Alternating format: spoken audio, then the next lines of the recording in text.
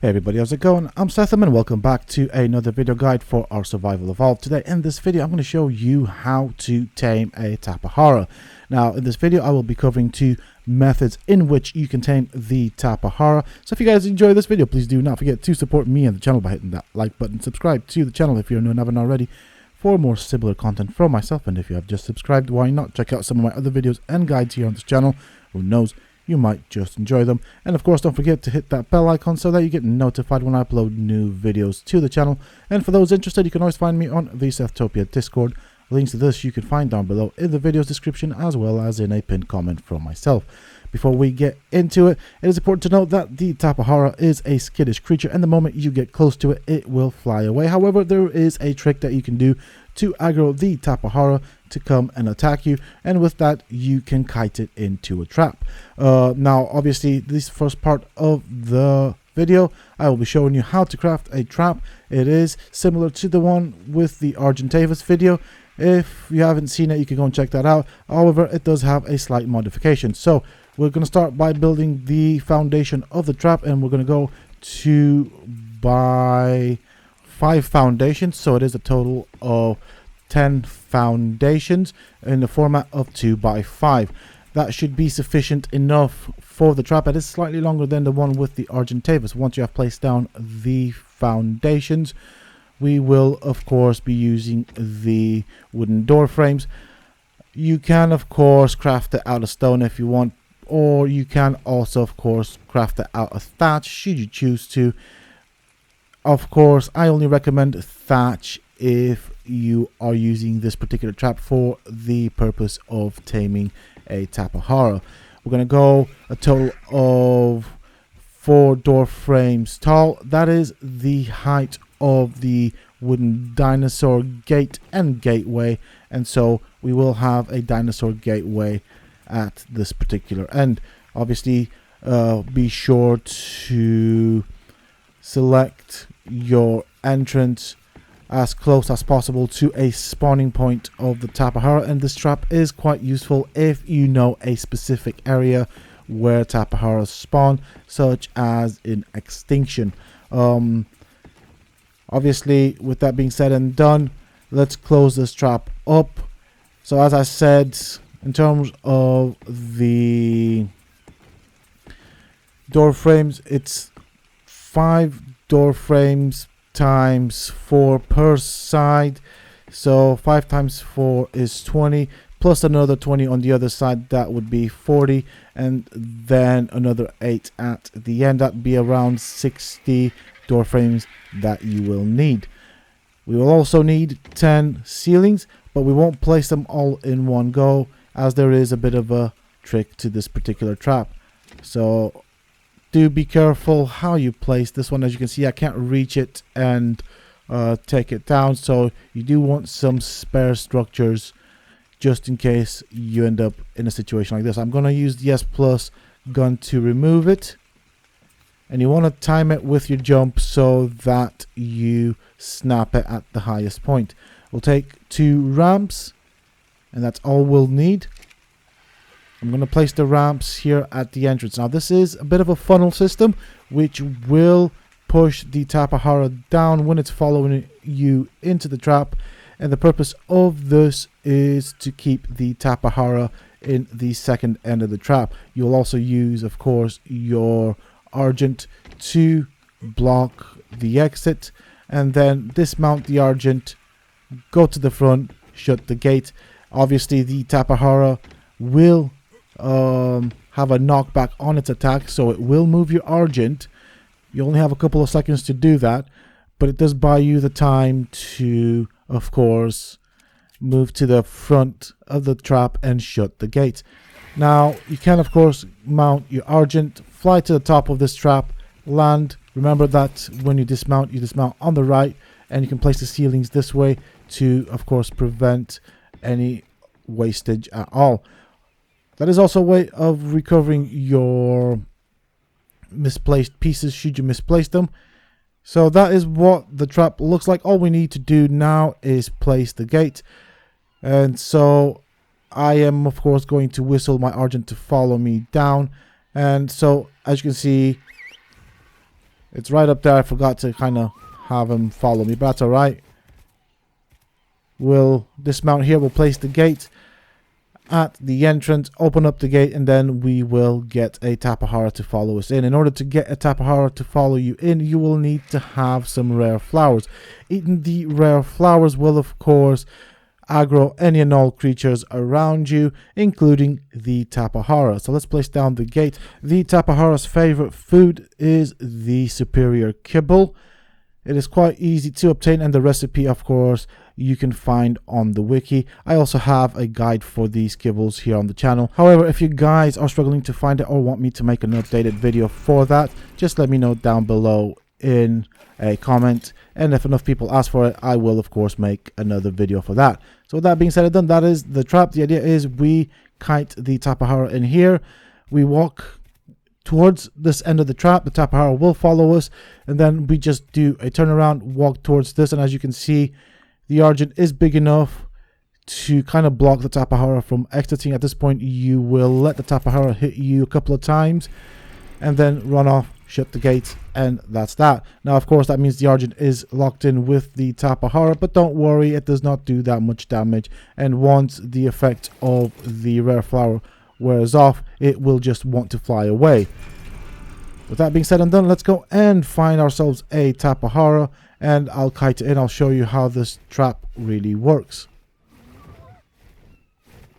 Alright, so I've got a Tapejara. It is flying away from me. I have eaten the rare flowers. As you can see, the Tapejara is a lot more maneuverable and faster than me. It does also additionally have less HP, and as you just saw there, there was also a Pteranodon that I ended up aggroing. That's fine. Both of them are skittish creatures once the effect of the rare flowers wear off. It's now in the trap. I will try and land. Sometimes it can be a bit derpy due to the hitbox of the Tapejara.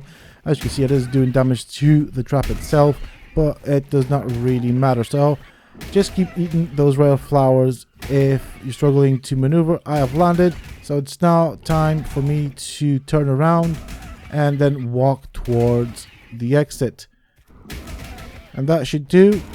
I'll let the Tapejara hit me a couple of times. I will dismount. It may hit me, not a big problem. There we go. And as you can see, the Argent has blocked the Tapejara in that second part of the trap until I was able to shut the gate. And once the effect of the flower wear off, it just wants to fly away, and it's pretty much harmless. Now, it hasn't done a lot of damage to me. It hasn't done a lot of damage to the Argent as well. As you can see, it's done quite well. So from this point forth, just take out your preferred tranking method. I personally recommend using a long neck rifle with the darts. They do less damage. You also want to aim for the head to economize on the darts if you're going to use the crossbow with the trank arrows. I personally recommend aiming for the body. With aiming to the head, you will do a lot of damage and run the risk of killing a Tapejara, which of course does not have a lot of HP. As I mentioned before in this video, I personally recommend using this trap in an area that is known to spawn Tapejaras on the map that you are playing. So for example, that would be Extinction. That has quite a few areas where the Tapejaras spawn. Now the reason you want these Tapejaras is that they can carry 3 players, and you can of course also equip it with a tech saddle, which will allow it to fire from a long range. Also, do bear in mind that Tapejaras do not have a lot of stamina or a lot of HP or a lot of carry weight, so also keep that in mind. They are great looking creatures and they are quite useful, and I'll show you in the next segment what you can do with a Tapejara. Now of course, as you can see, I have tamed the Tapejara. I have skipped the whole kibble process. I'll show you that in the next section. But it can fly sideways, backwards, and it can do this thing, which is absolutely amazing. It can latch onto vertical structures.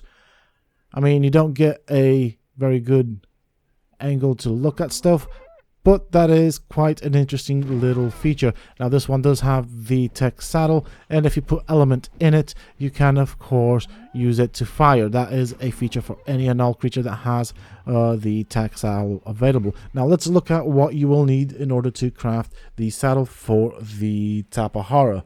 So The saddle can be crafted at level 55. This is the first saddle, and there are the ingredients that you will need to craft it. Second one is only unlockable through defeating the bosses.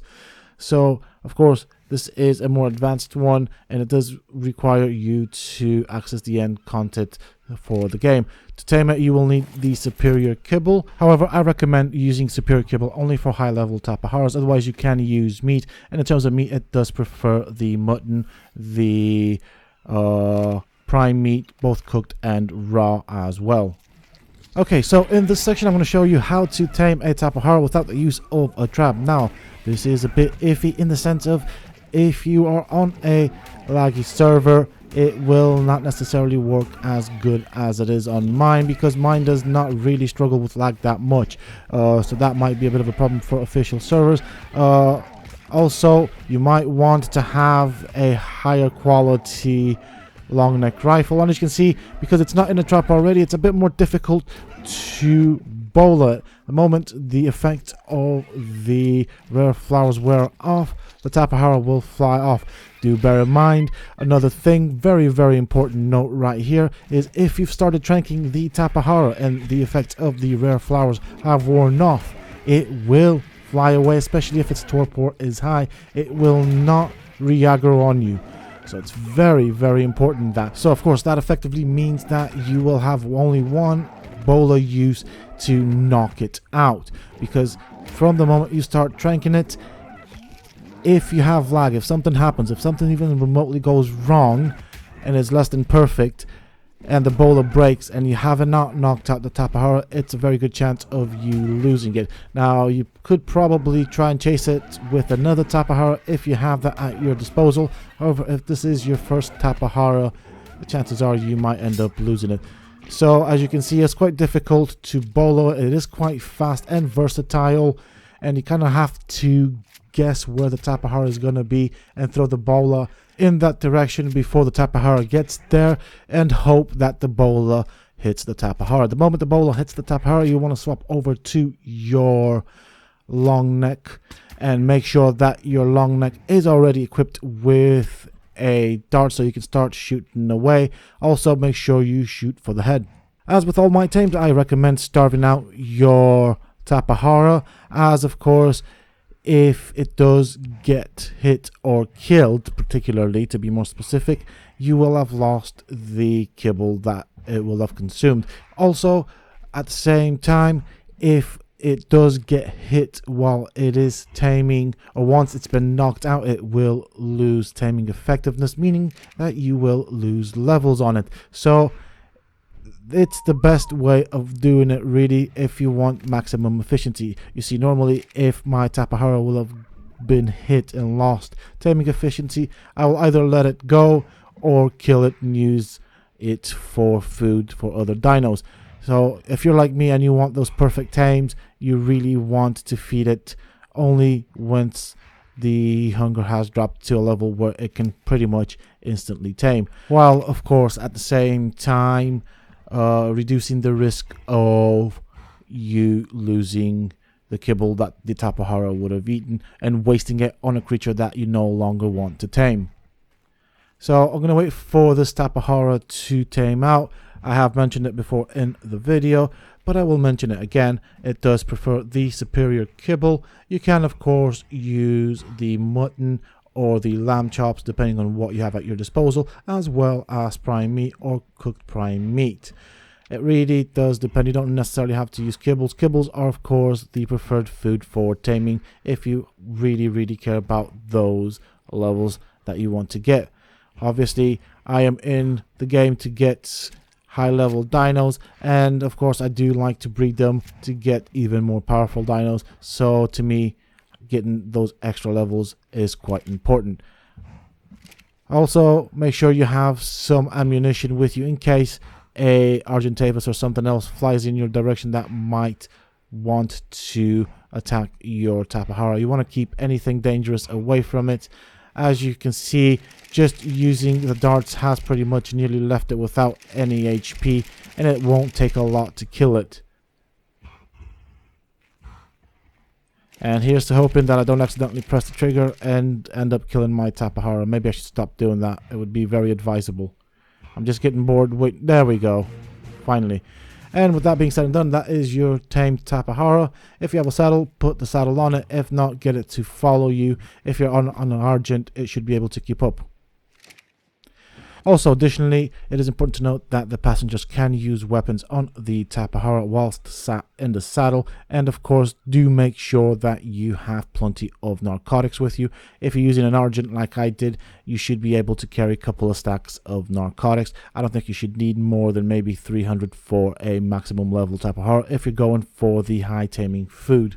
So just to give you an idea, if you are taming a level 150 Tapejara with superior kibble, you will not need any narcotics. However, for raw mutton, I would recommend somewhere around 60 to 70 narcotics, just to be on the safe side. For cooked lamb chops, it would be somewhere around 190 narcotics. And for raw mutton, raw prime meat, I would say 100 narcotics. Of course, for cooked prime meat, you would need somewhere around the 300 mark. So that's just to give you an idea of what to have in terms of narcotics.